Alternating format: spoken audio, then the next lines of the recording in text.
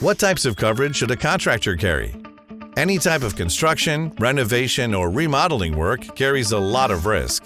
The last thing you want to do is risk your livelihood and company's success by not having sufficient insurance coverage. Contractors face the possibility of injuries, property damage, and more. Luckily, there are many different types of insurance policies that give you the right protection. Commercial general liability covers property damage, personal injury claims, and legal fees. Environmental insurance is a legal requirement in some states for contractor businesses, including construction, excavation, specificity, and more.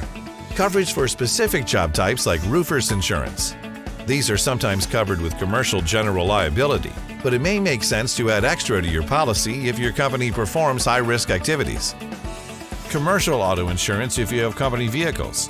Different policies may also exist for heavy equipment operation. Almost every employer must also have a workers' compensation policy in place. If you only work with independent subcontractors, you may not need this type of coverage. Ask your agent for help determining your responsibilities to the people you work with. Having the best coverage is important in the construction industry. With the help of a trusted choice independent insurance agent, you can find the perfect policy for your contracting business. Be independent. Go independent.